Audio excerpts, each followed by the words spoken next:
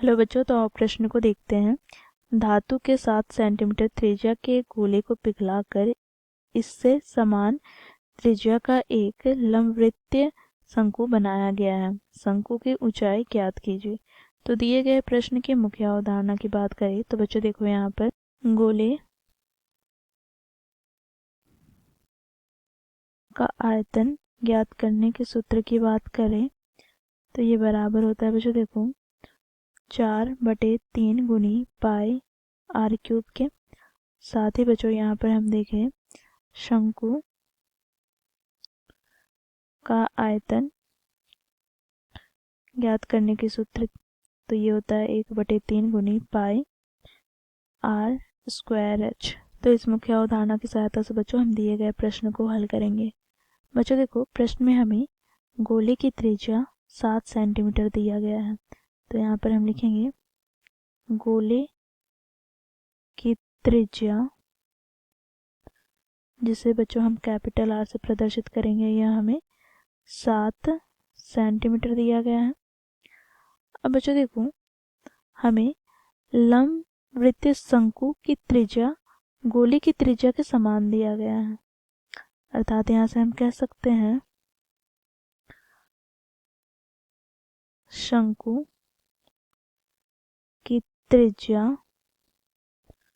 जिसे हम small are से प्रदर्शित करते हैं, तो यह हमें गोले की त्रिज्या अर्थात कैपिटल आर के बराबर दिया गया, अर्थात 7 सेंटीमीटर के बराबर दिया गया है। साथ ही बच्चों इसकी हम ऊंचाई की बात करें तो ऊंचाई को बच्चों हम h से प्रदर्शित करते हैं, जो हमें ज्ञात करना है। अब बच्चों देखो, क्योंकि इसी गोले को पिघाल करके हमें लंबवृत्तीय शंकु बनाना है, तो यहाँ से हम कह सकते हैं गोले का आयतन बराबर है शंकु के आयतन के।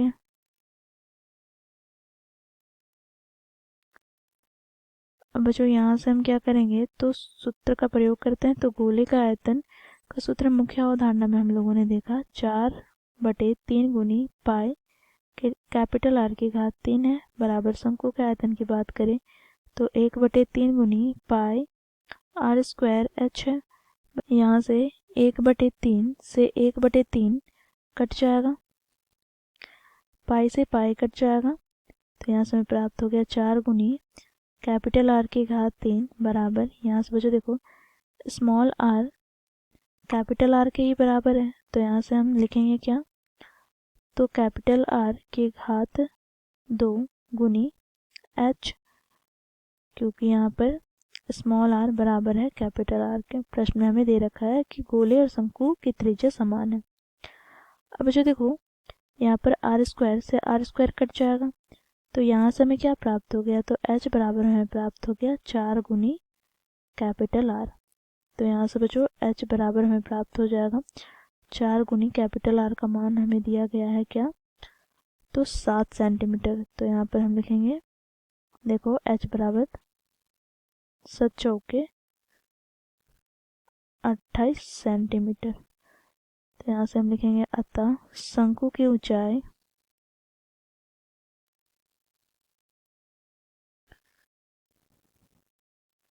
अट्ठाईस सेंटीमीटर है।